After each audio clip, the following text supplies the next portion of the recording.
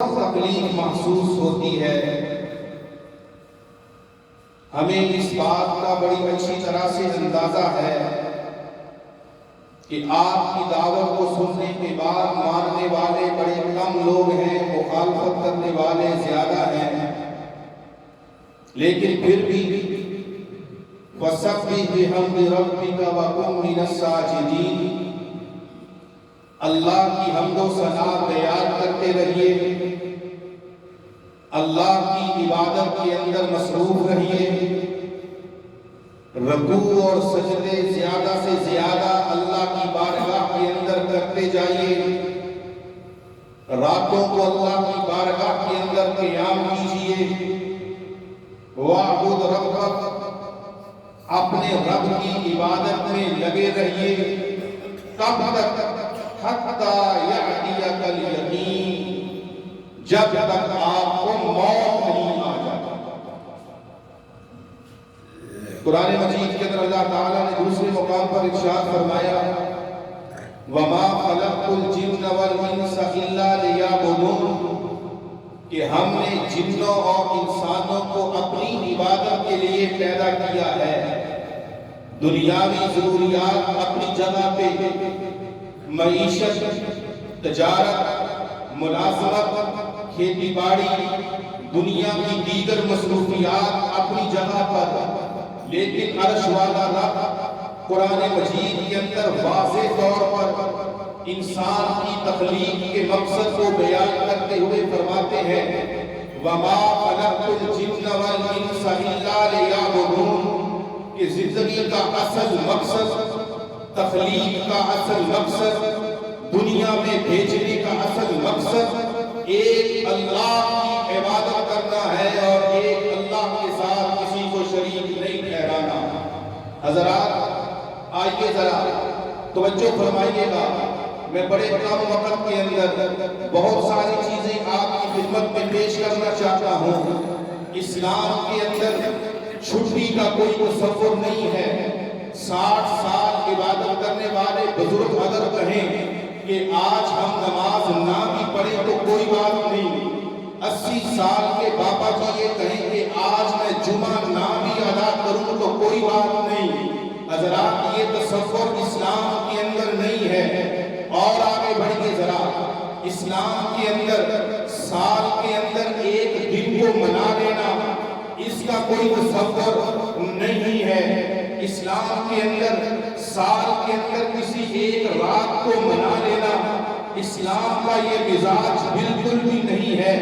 اسلام مجھ سے اور آپ سے یہ تقاضا کرتا ہے کہ دن ہو اللہ کی بندگی کے اندر گزرے، رات ہو اللہ کی فرما برداری کے اندر گزرے، سفر میں ہے اللہ کی اطاعت اور رسول اللہ کی اطاعت کرتے ہوئے آپ کا سفر گزرے، خوشی ہے، غمی ہے، سفر ہے، حضر ہے، بیماری ہے، تندرستی ہے، شہری ہے، دیہاتی ہے، جہاں جہاں پر بھی آپ زندگی گزار رہے ہیں، زندگی کے ایک ایک لمحے کو، زندگی کے ایک ایک پل کو، زندگی کے ایک ایک دن کو، زندگی کی ایک ایک رات کو، ایک ایک مہینے کو، ایک ایک سال کو اللہ اور اللہ کے رسول صلی اللہ علیہ وسلم کی اطاعت کے اندر، تابعداری کے اندر، فرما برداری کے اندر گزارنا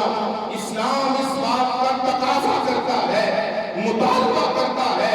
اسلام اس بات کی ڈیمانڈ کرتا ہے کہ یہ نہیں کہ سال کے بعد محرم کو منا لیا جائے، سال کے بعد ربیع الاول کو منا لیا جائے، سال کے بعد شعبان کی 15 تاریخ کو منا لیا جائے، باقی جو ایام آئیں گے، باقی جو دن آئیں گے، باقی جو راتیں آئیں گی اپنی مرضی سے گزار دی جائیں۔ حضرات نہیں، اسلام اس بات کا مطالبہ کر رہا ہے کہ زندگی کا ایک ایک دن، ایک ایک پل اللہ اور اللہ کے رسول صلی اللہ علیہ وسلم کی تابعداری میں گزرے۔ فرما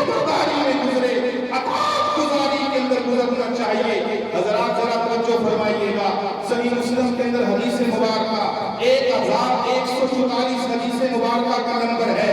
کائنات کے امام محمد رسول اللہ صلی اللہ علیہ وسلم نے کیا ارشاد فرمایا؟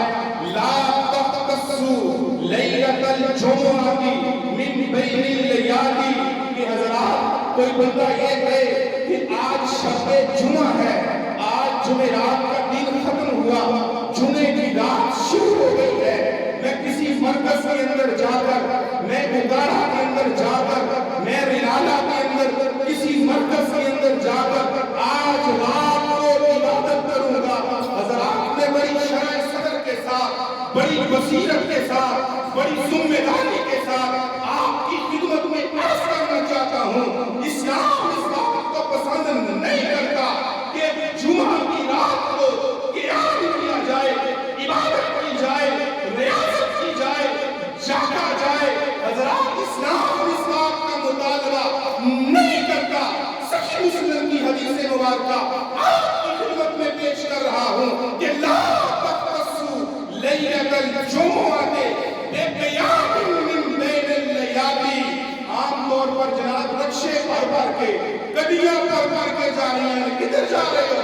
شب جمعہ میں جا رہے ہیں۔ حضرات سن کے ذرا، اللہ پوری کائنات اللہ کی عبادت کرنا شروع کر دے، اللہ کی تمام مخلوقات اللہ کے سامنے جھکنا شروع کر دے، اللہ کی پوری کائنات اللہ کے سامنے بندگی کرنا شروع کر دے۔ اللہ کی اس چیز کی ضرورت ہے ہی نہیں، اللہ کا یہ مطالبہ ہے ہی نہیں، اللہ کی بادشاہت بڑھ نہیں جائے گی اگر پوری کائنات اللہ کی نافرمانی پر اتر آئے۔ اللہ کی بادشاہت کے اندر کوئی سی قسم کی کوئی کمی باقی نہیں ہوگی۔ اللہ تعالیٰ کو یہ چاہتے ہیں ہمارے حکم کو محمد رسول اللہ کے ذریعے جو پیغام ہم نے پہنچایا تھا، جو حکم ہم نے پہنچایا تھا، جو احکامات ہم نے پہنچائے تھے، ان احکامات کو کس نے مانا ہے، کس نے نہیں مانا۔ کہنے میں تو بڑی چنگی گل لگتی، چل یار شب جمعہ میں جا کے مولوی صاحب ایک تقریر سنائیں گے، درس قرآن سنائیں گے، رات میں نوافل پڑھیں گے، صبح ہون تو پہلے تہجد پڑھیں گے، چل ایک رات کا اللہ کی عبادت کے اندر گزاریں گے۔ نبی کے فرمان کو اپنے قلوب و اذہان میں نوٹ کر کے لے جائیے۔ لا تختصوا لیلۃ الجمعہ بقیام من بین اللیالی۔ محمد رسول اللہ اس بات کی اجازت نہیں دیتے کہ کوئی آدمی جمعہ کی رات کو قیام کرے، باقی راتوں کے اندر قیام نہ کرے۔ وَلَا تَخُصُّوا يَوْمَ الْجُمُعَةِ بِصِيَامٍ مِّن بَيْنِ الْأَيَّامِ۔ کوئی بندہ کہہ سکتا ہے جمعے کا دن افضل ہے، جمعے کے دن سورہ کہف پڑھی جاتی ہے، جمعے کے دن امام کے خطبے کی بڑی فضیلت ہے، جمعے کے دن جو امام کے منبر سے آنے سے پہلے مسجد میں پہنچ جائے عرش والا رب نیکیاں عطا کرتا ہے، جمعے کے دن درود پاک پڑھنے کی فضیلت ہے، جمعے کے دن نماز عصر سے لے کر نماز مغرب تک ایک لمحہ ایسا آتا ہے آپ اللہ سے جو بھی مانگتے ہیں اللہ آپ کو عطا کر دیتا ہے۔ جمعے کی فضیلت ہے، جمعے کی فضیلت ہے، لیکن کوئی بندہ یہ کہ میں صرف جمعے کے دن کا روزہ رکھوں گا، خاص جمعے کا روزہ رکھوں گا کیونکہ اس دن کی فضیلت زیادہ ہے۔ محمد رسول اللہ صلی اللہ علیہ وسلم نے صرف جمعے کے دن کا روزہ رکھنے سے منع کر دیا۔ إِلَّا أَن يَكُونَ فِي صَوْمٍ يَصُومُهُ أَحَدُكُمْ۔ اگر کوئی آدمی روٹین کے اندر روزے رکھتا ہے، ہفتے اتوار سوموار کو، وہ جمعے کے اندر رکھ لے تو رکھ لے، نہ جمعے کی رات کو مخصوص طور پر عبادت کرنے کی اجازت ہے، نہ جمعے کے دن کا خاص طور پر روزہ رکھنے کی اجازت ہے۔ اور یہ لفظ جس نے دین اسلام کی حالت کو بگاڑ کر رکھ دیا ہے، حرج کیا ہے، نیکی ہے، قرآن ہی کا پڑھنا ہے، کلمہ شریف ہی کا پڑھنا ہے، آیت الکرسی ہی کا پڑھنی ہے۔ حضرات اس کا تصور اسلام کے اندر نہیں ہے، وہ نیکی نہیں، جس نیکی کے اوپر اللہ کی مہر موجود ہے۔ اللہ کے رسول صلی اللہ علیہ وسلم کی حالت مبارکہ ذرا دیکھیے گا۔ سیدہ عائشہ رضی اللہ تعالی عنہا روایت کرتی ہیں، سرور کائنات محمد الرسول اللہ صلی اللہ علیہ وآلہ وسلم فداء ابی و امی و کل شیء عندی علی رسول اللہ، میرا سب کچھ میرے پیغمبر پہ قربان ہو جائے۔ سرور کائنات صلی اللہ علیہ وسلم کے قیام کی حالت کیا ہے؟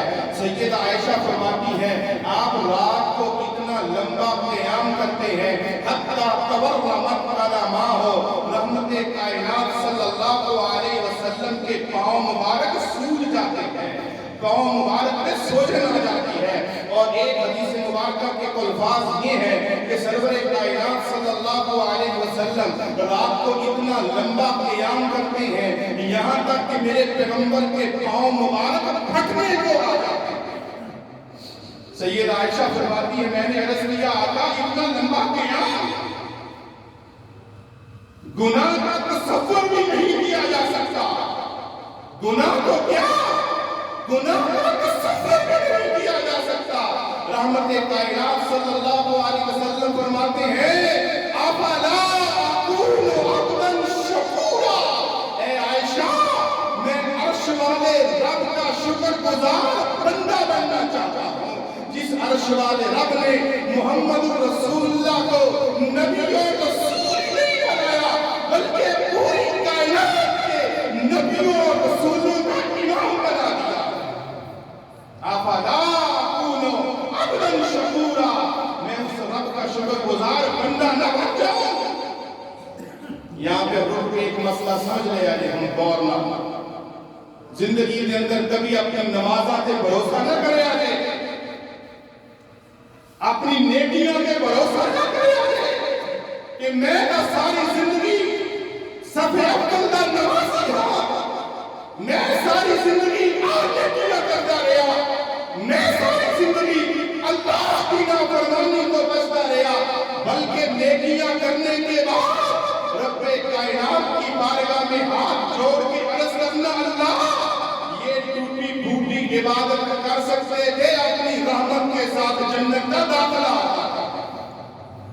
سرور کائنات صلی اللہ علیہ وسلم نے فرمایا اللہ کی رحمت کے بغیر کوئی آدمی جنت میں نہیں جائے گا۔ صحابہ کرام کہنے لگے آقا آپ بھی؟ سرور کائنات صلی اللہ علیہ وسلم فرماتے ہیں ہاں میں بھی اللہ کی رحمت کے ساتھ ہی جنت میں جاؤں گا۔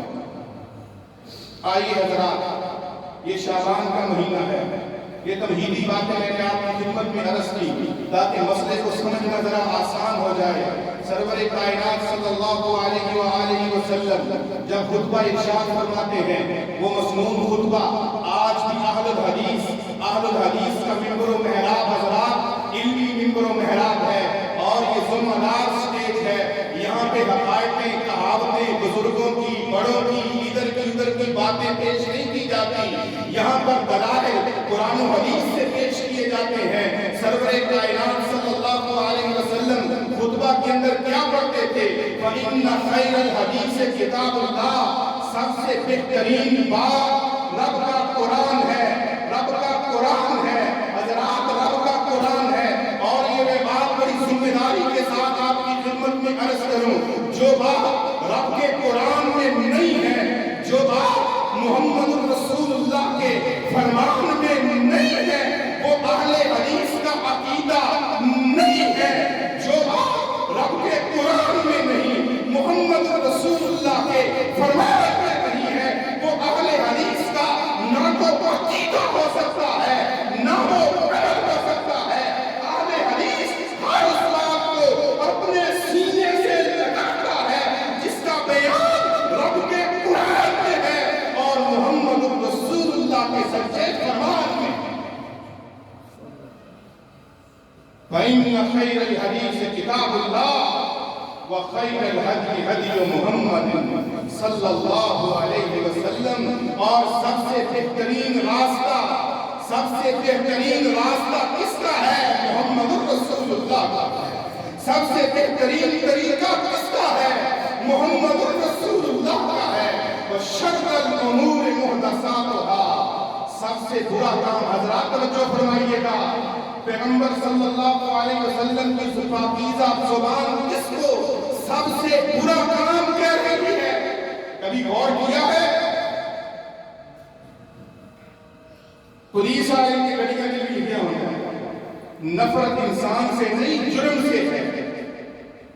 ہم انسانوں سے نفرت نہیں کرتے، انہوں نے جو جرم کیا ہے اس سے نفرت ہے ہمیں، اور ہم تو محبت کا پیغام آپ کی خدمت میں پیش کرنا چاہتے ہیں۔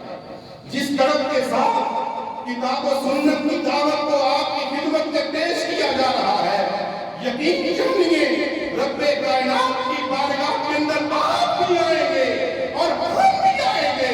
ہم نظریں جھکا کر ادب سے رب کائنات کی بارگاہ میں عرض کریں گے، اللہ ہم ناتواں اور کمزور ہونے، جتنی آپ نے توفیق دی تھی ہم کتاب و سنت کی ترجمانی اور پاسبانی کر کے آئے، پیغام دے کے آئے تھے، دروازہ کھٹکھٹا کے آئے تھے۔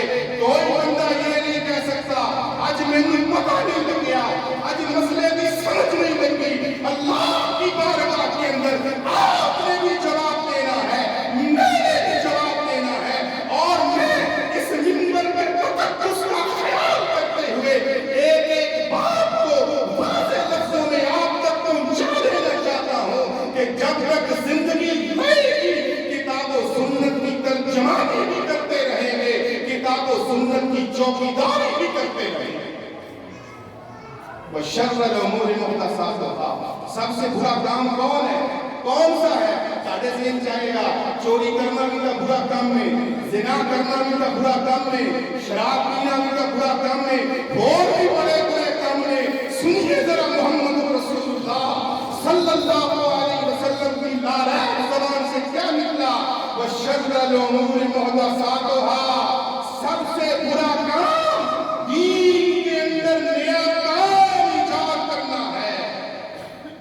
اسی لیے تو لا يقبل اللہ صاحب بدعۃ صوما ولا صلاۃ ولا حجا ولا زکاۃ حتی یدع بدعتہ، بدعتی آدمی کے نماز، روزے، نفلی اور فرضی اور حج اور زکات کو عرش والا رب اپنی بارگاہ میں قبول ہی نہیں کرتا جب تک ان بدعات کو وہ چھوڑ نہیں دیتے۔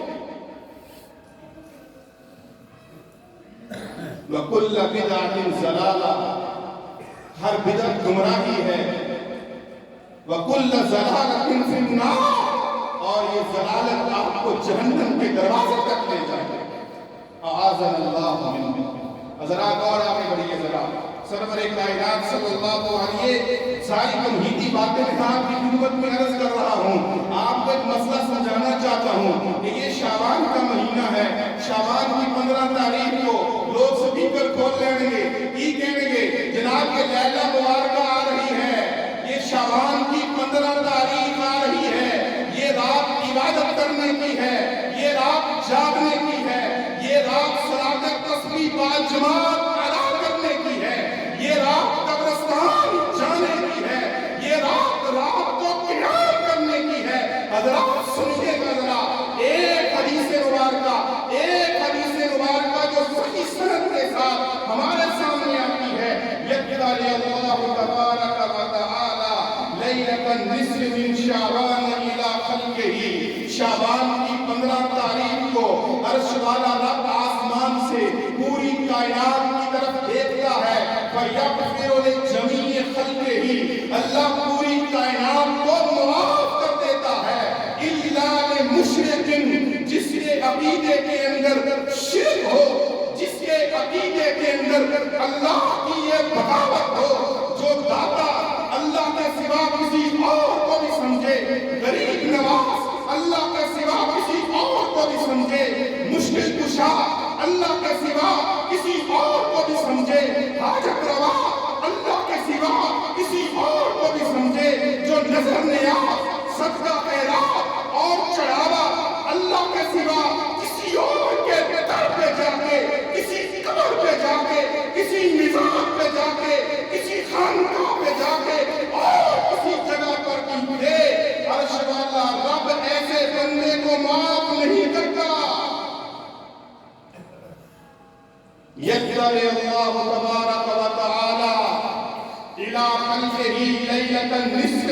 शाबान।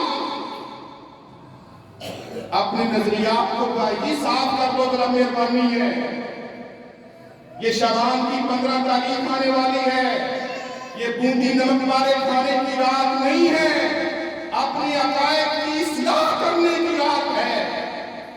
अल्लाह तो सबको माफ कर देता है, मुशरिक बंदे की माफी नहीं है। दूसरा बंदा औले मुशाहिन, जिस बंदे के दिल में मुसलमान भाई के खिलाफ दुश्मनी हो, मुसलमान भाई के खिलाफ कीना हो, हसद हो, बुग़्ज़ हो, अदावत हो, दुश्मनी हो, चाहे वो अहले तौहीद भी हो, अल्लाह माफ नहीं करेगा। क्या ख्याल है? अगर जन्नत का हुसूल चाहते हो, अगर अल्लाह की रहमतों के तलबगार बनना चाहते हो, आओ अपने अकीदे को शिरक से पाक कर लीजिए और अपने कलेजे को लोगों की दुश्मनियों से पाक कर लीजिए। अर्श वाला रब आपको जन्नत का मेहमान बना ले।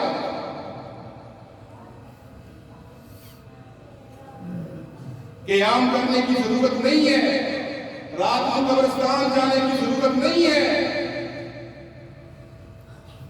आप सोच रहे होंगे ये तो आपका स्टेज है, आप दलाइल पेश करेंगे ना, अपने मौके पर दलाइल देना आपका हक है। हजरात, मैं आपको तस्वीर का दूसरा रुख भी दिखाना चाहता हूँ। मौलवी साहब बयान करेंगे कि जामे तिर्मिज़ी के अंदर हदीस है कि अर्श वाला रब शाबान की 15 तारीख को बनु कलब की बकरियों के बराबर लोगों को माफ कर देता है। ये हदीस कहाँ पर है? ये जामे तिर्मिज़ी के अंदर हदीस मुबारका है। और इमाम तिर्मिज़ी ने इस हदीस को बयान करने के बाद इसके ज़ईफ़ होने की तरफ भी इशारा किया है और इमाम बुखारी ने इस हदीस को ज़ईफ़ करार दिया है। और आगे बढ़िएगा जरा, इमाम साहब बयान करेंगे कि 15 तारीख को मगरिब के वक्त भी अल्लाह ताला पहले आसमान पर आ जाते हैं और लोगों के लिए मुआफी का ऐलान कर देते हैं। हजरात, ये मन घड़त रिवायत है, ये झूठी हदीस है। हजरात सुनिएगा जरा, मैं किसी बंदे पे झूठ बोल जाऊं ये जुर्म है, कोई बंदा किसी के खिलाफ झूठ बोल जाए ये जुर्म है, ये मुनाफिकत है, ये मुनाफिक बंदे की निशानी है। और उस बंदे का आलम क्या होगा जो उठकर मोहम्मद रसूलुल्लाह पे झूठ बोले, जो रसूलुल्लाह का फरमान नहीं और कहे कि ये रसूलुल्लाह का फरमान है। कलेजा खान के हदीस से मुबारका सुनिएगा जरा, मन कज़ब अलैया मुतअम्मिदन फलियतबव्वा मक़अदहु मिनन नार। अल्लाह के रसूल फरमाते हैं जो जानबूझकर मेरे ऊपर झूठ बोलता है वो अपना ठिकाना जहन्नम समझे। मौलवी साहब, दर्द दिल के साथ आपकी खिदमत में अर्ज करूंगा कि 4 दिन की जिंदगी है, जो इमामत नहीं भी करवाते अल्लाह उनको भी रोजी देता है, लेकिन अपने पेट के लिए, खाने पीने के लिए पैगंबर पर झूठ मत बोलिए, लोगों को गुमराह न कीजिए, लोगों के सामने कुरान और हदीस की दावत को न छुपाइए। रोजी तो अल्लाह बंदों को भी देता है। तुम ये बड़े शौक से कहते तो मौलवियों में रेट लगा, रोजी तो परिंदों को भी मिलती है, लेकिन अल्लाह की बारगाह में जवाब देना है आपने। और हजरात, आपकी खिदमत में अर्ज करूं, किस दर्द को आपकी खिदमत में अर्ज करूं। आप देखिएगा 15 शाबान को लोग रात को टोलियां बना के कब्रिस्तान पर जाएंगे और की करेंगे, कहेंगे कि नबी सल्लल्लाहु अलैहि वसल्लम 15 शाबान को कब्रिस्तान आए थे। मौलवी साहब ने इतनी बात कहकर अपनी बात को खत्म कर दिया।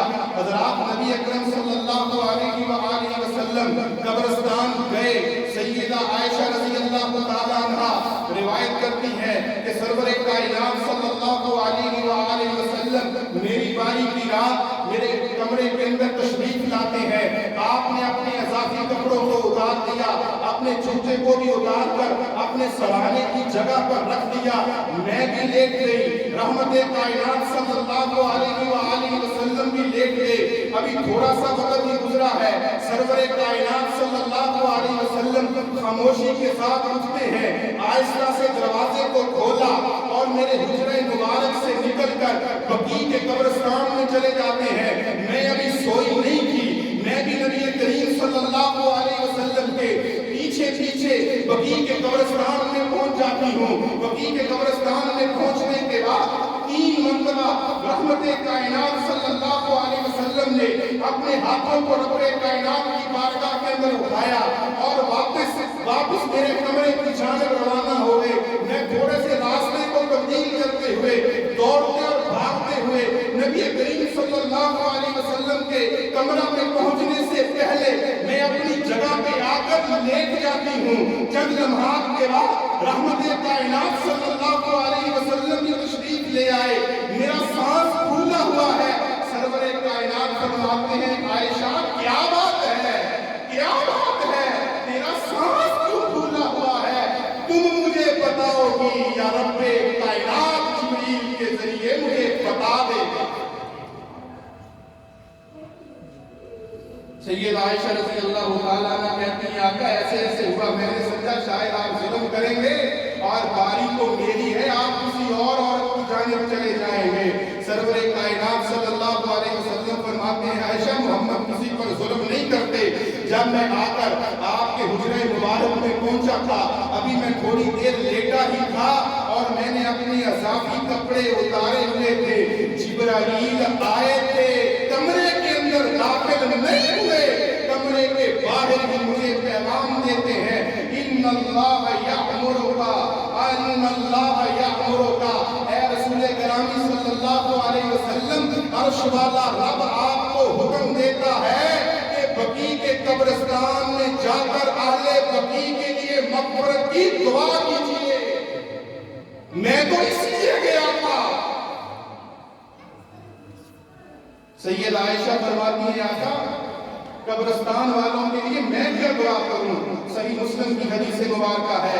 سرور کائنات صلی اللہ علیہ وسلم فرماتے ہیں عائشہ قبرستان میں جب بھی جایا کرو تو دعا کیا کرو السلام علی اہل الدیار من المؤمنین والمسلمین ویرحم اللہ المستقدمین منا والمستغفرین وإنا انشاء اللہ بکم للاحقون. صحیح مسلم کی حدیث مبارکہ سرور کائنات صلی اللہ علیہ وآلہ وسلم نے سیدہ عائشہ کو بتا دیا.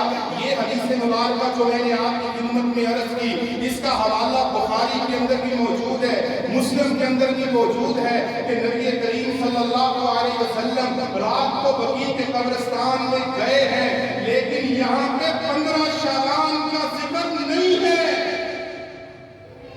اس کو 15 شعبان کے ساتھ کس نے جوڑا؟ آئیے میں اس حقیقت سے پردہ اٹھانے لگا ہوں. اس کو 15 شعبان کے ساتھ رافضیت نے جوڑا ہے، اہل تشیعوں نے جوڑا ہے، ایرانیوں نے جوڑا ہے، پیغمبر کے صحابہ کے دشمنوں نے جوڑا ہے، ابو بکر کے، عمر کے، عثمان کے، عائشہ کے، حفصہ کے اور پیغمبر کے جان نثاروں کے دشمنوں نے جوڑا ہے. مسلمان اہل سنت کو، اہل توحید کو اس بات کا پتہ ہی نہیں چلا، دشمن باہر کر گیا اور تم جہالت کے اندر ان جاہل مولویوں کے پیچھے چلتے ہیں.